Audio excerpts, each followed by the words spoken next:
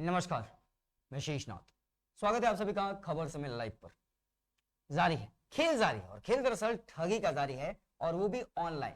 जैसे जैसे दुनिया आगे बढ़ रही है, डेवलपमेंट आगे हो रहा है और कैशलेस की तरफ ट्रांजेक्शन आगे बढ़ रहे हैं, और ऐसे में जो शातिर दिमाग है वो भी अपने खेल को अमली जामा पहनाने की ओर लगातार कदम बढ़ा रहा है। और इसीलिए जब कल हम रूबरू हुए थे आपसे कल रात, तो हमने आपको सीएम केजरीवाल की बेटी के साथ हुई ठगी के बारे में आपको बताया था, किस तरीके से 34,000 का चूना उनको ऑनलाइन ठगों ने लगाया।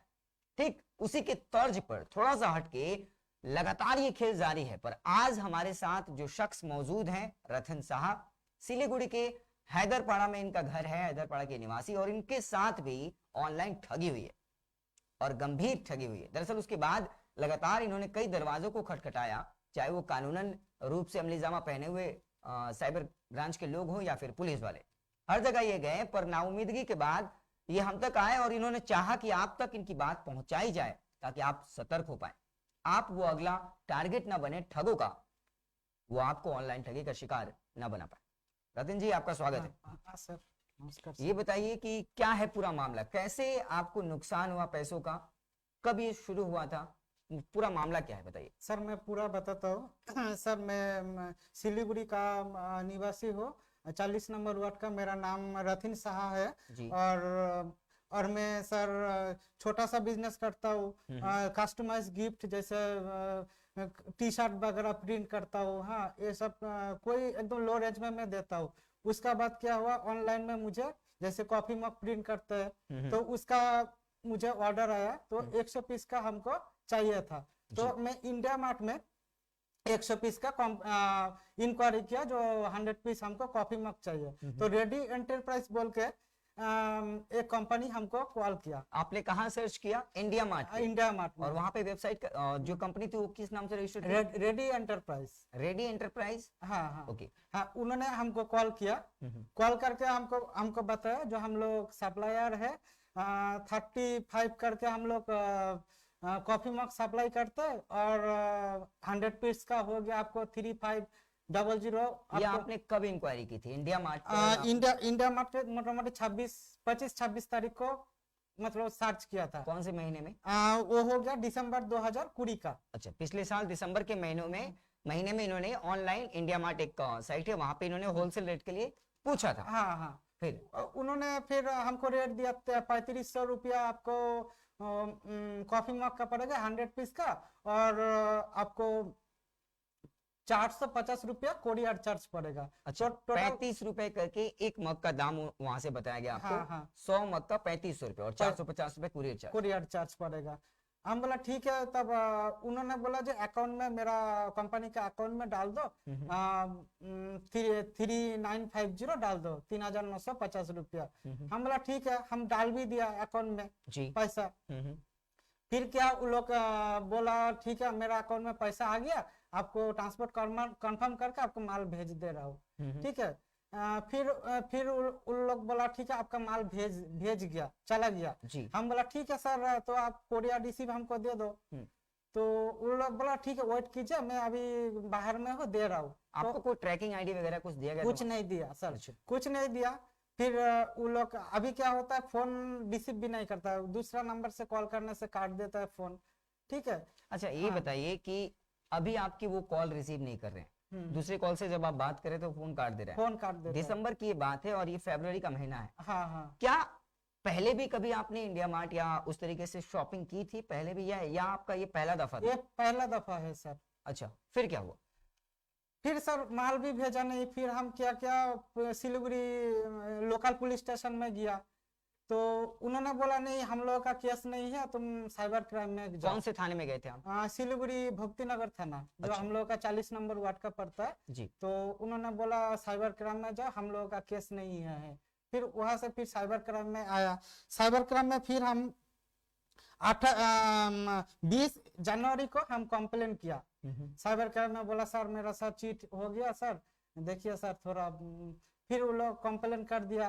फिर साइबर ब्रांच से आपको कुछ उसके रिसिप्ट वगैरह मिला आपको? हाँ, रिसिप्ट है मेरे पास। वैसे आप स्क्रीन पर भी दर्शकों आपको आपकी जानकारी के लिए बता दें कि बकायदे इन्होंने एफआईआर लॉन्च करवाई थी हालांकि ये स्थानीय पुलिस स्टेशन में गए थे और वहां से साइबर ब्रांच को कहा गया था इनसे संपर्क करने को लेकर। आप स्क्रीन पर बीच बीच में देख भी पा रहे होंगे कि वो एफआईआर की कॉपी भी दिखाई जाएगी, जिसको आप देख पा रहे होंगे, और हम बातचीत का सिलसिला भी बढ़ा रहे हैं ताकि आप पूरी चीजों को समझ सके और सतर्क रह सके। फिर फिर एफआईआर किया, फिर उन्होंने बोला ठीक है हम लोग मेल करेंगे बैंक में। हाँ, फिर हम लोग साइबर कैम में फिर गया, फिर जाके बोला सर क्या हुआ, बोला कि बैंक कोई रेस्पॉन्स नहीं दे रहा है, बैंक अगर कॉपरेट नहीं कर पाएगा तो हम लोग कुछ नहीं कर पाएंगे। हाँ, तो बैंक को कॉपरेट करना पड़ेगा। हाँ, फिर हम आज में गया, आज में तो पूरा डांट दिया हमको साइबर क्राइम वाला। कौन डांटा आपको? वही ऑफिसर जो था उन्होंने हमको डांट दिया, बोला कि हम बोला सर पहले हम उसका जो बैंक है वो जो बैंक अच्छा ये बताइए, आप ये बताइए, रथिंदर जी नाम बताया आपने, हाँ, रथिन जी, हाँ, कि आपका जो अकाउंट जिस बैंक में है उसके पास गए थे आप बताने को लेकर कि मेरे बैंक से गलती से मैंने पैसे ट्रांसफर कर दिए या फिर मैंने पैसे ट्रांसफर किए हैं, अब मेरे साथ ऐसा हो रहा है, आपने बैंक को बताया था? हाँ, बैंक को बैंक ने क्या रिप्लाई दिया? बैंक सर फिर बोला ये तो हम लोग कुछ नहीं कर सकते, ये आप साइबर क्राइम में जाओ। हम बोला सर साइबर क्राइम में हम लोग गए थे तो उन्होंने बोला जो बैंक में हम लोग मेल किया तो बैंक कोई रिप्लाई नहीं दिया। फिर मैनेजर हमको बोला नहीं साइबर क्राइम को सब पता, मेल उल नहीं किया होगा, हम लोग रिप्लाई दे देते। हाँ, अभी हम लोग कहाँ जाएंगे सर? अच्छा, बैंक वाले ने बोला कि हम रिप्लाई दे देते हैं साइबर वाले को या फिर संबंधित विभाग को, लेकिन हमारे पास कोई ऐसी जानकारी नहीं आई। हाँ, फिर बैंक वालों को हम लोग ये भी पूछा था सर नंबर तो चालू है तो पुलिस तो कुछ भी कर सकता है, ट्रैकिंग करके भी पकड़ सकता है, जो गुनहगार है उसको पकड़ सकता है। हाँ, उसका बाद उसका आईडी है, जब अकाउंट जब बिजनेस अकाउंट है उसका ट्रेड लाइसेंस भी बैंक में जमा दिया होगा। हाँ, आधार केवाईसी भी किया होगा, ऐसे तो बैंक अकाउंट नहीं खोलता है। तो सर क्या हुआ उसका? उन्होंने साइबर क्राइम फिर हमको डांट दिया। हाँ, हम बोला साइबर क्राइम में जाके फिर बोला जो सर हमको मेल दिखाइए, आप कहाँ पर मेल किया? उन्होंने बैंक वाला तो दूसरा मेल दिया तो आप दिखाए, बोले आपको क्यों दिखाएंगे, ये हमारा पर्सनल चीज है, आपको क्यों दिखाएंगे? पूरा डांट दिया हमको। फिर हम वहां से साइबर क्राइम से चला है, फिर आपका साथ कोई हेल्प के लिए सर आया आपके पास। आप पैसा के लिए हम नहीं आए सर, हम आया इतना आदमी का साथ फ्रॉड हो रहा है सर, और किसी का साथ ऐसा नहीं हुआ, क्योंकि ऐसा नेता मंत्री का साथ अगर कोई साइकिल चोरी हो जाता है तो वो तो पुलिस तो 1 घंटा में पकड़ लेता है। हाँ, तो हम लोग आम पब्लिक लोग क्यों ऐसे सर्विस नहीं पाएंगे सर? इसी के लिए हम आए हैं सर स्टूडियो पे आपका सर। प्रॉब्लम यही है, जनता शिकार बनती है और बात दरअसल सिस्टम की बिगड़ने की भी है। एक टूटते हुए आवाज में ही सही, पर रतिंदर जी ने सवाल उठा दिया उन तमाम सिस्टम में बैठे अधिकारियों के ऊपर भी। हालांकि इन बातों से नाराजगी होने से बेहतर है कि खुद को पहचान कर उन कामों को किया जाए। हो सकता है कहीं ना कहीं सिस्टम ने इनका सही तरीके पे साथ दिया होता तो शायद इस अंदाज में आज यहाँ पर बैठकर जनता के साथ रूबरू ना हो रहे होते। हालांकि दोषी यहाँ पे सिस्टम भी डायरेक्टली तौर पे नहीं है, क्योंकि इन्होंने अपनी मर्जी से पैसे ट्रांसफर किए थे उस व्यक्ति के अकाउंट में, पर अब साथ की उम्मीद भी तो सिस्टम से ही है। कम से कम ये तो तय है कि उस व्यक्ति के अकाउंट डिटेल के माध्यम से उसका एड्रेस वगैरह निकाला जा सकता है और आगे की कार्रवाई के लिए कहा जा सकता है, पर इनको निराशा ही हाथ लगी अभी तक। आपको कहीं से मदद नहीं, कोई हेल्प नहीं मिल रहा है सर। हाँ, अभी मैं चाहता हूँ जो दोषी सजा पाए। हाँ, पूरा मतलब और इस वार्ता को ऐसा शेयर करो, इतना शेयर करो दोस्त लोग, जो पूरा मतलब प्रधानमंत्री राष्ट्रपति सब जगह पे चला जाए इस बात को।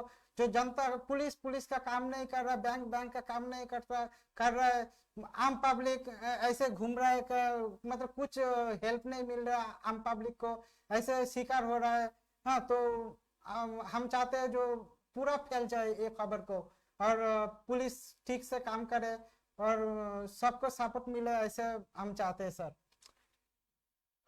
सिस्टम पे सवाल है, डायरेक्ट सिस्टम पे सवाल है, और बात दरअसल यह है कि अंदर से निकली हुई आवाज है। क्योंकि जिस समाज में, जिस वर्तमान परिस्थितियों के अंदर एक आम आदमी रहता है और मध्यम वर्गीय परिवार का आदमी रहता है, अगर उसे सिस्टम से ठोकरें खानी पड़े तो आवाज ऐसे ही निकलती है। अब बात यह है कि आने वाले समय में किस तरीके से इसको सुदृढ़ किया जाए और कैसे ऑनलाइन ठगी से बचा जाए। यहाँ पे सतर्कता वाली भी बात, ध्यान देने वाली बात बहुत जरूरी है। क्योंकि देखिए, बहुत बार क्या होता है, हम बहुत सारे बात के बगैर ही पैसे का लेन देन शुरू कर देते हैं, जहां पर रविंदर जी से भी गलती हुई है। आप स्वीकारेंगे इस बात को? आपने डिटेल्स नहीं खंगाली थी उस कंपनी के बारे में, उसकी रेटिंग वगैरह नहीं देखी थी आपने, उसकी रेटिंग कैसी है इंडिया मार्ट पे? नहीं सर, हम देखे थे गवर्नमेंट का बैंक है, हाँ गवर्नमेंट का कोई एड्रेस तो हुआ होगा, उसी का वजह से हम 3,950 रुपया दिए थे।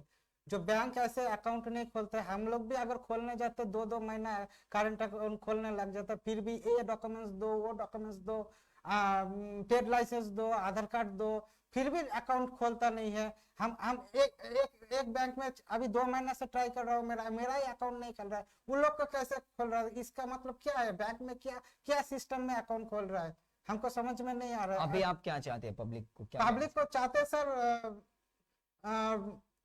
पब्लिक ना ठगे और इसको सिस्टम को बदलना जाए, मतलब आम पब्लिक जो है, आम पब्लिक ठीक से मतलब वो जो सहायता ठीक से पाए, इसलिए मैं आम पब्लिक को बोलूंगा।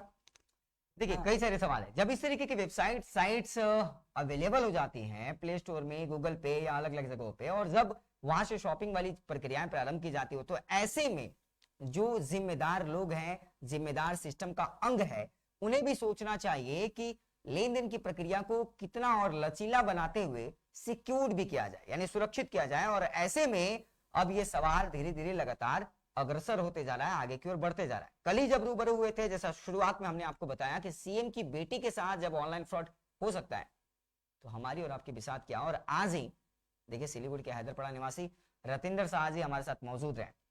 उम्मीद है कि आप इनके बातों से अवगत हुए होंगे। अगर आपके साथ भी ऐसी कोई घटना घटी है, आप भी ऑनलाइन ठगी के शिकार हुए हैं, या फिर इस तरीके से सिस्टम का सहयोग आपको नहीं मिला है, तो कमेंट बॉक्स में जरूर कमेंट करें और दूसरों तक भी इस खबर को पहुंचाएं ताकि लोग सुरक्षित रह सके।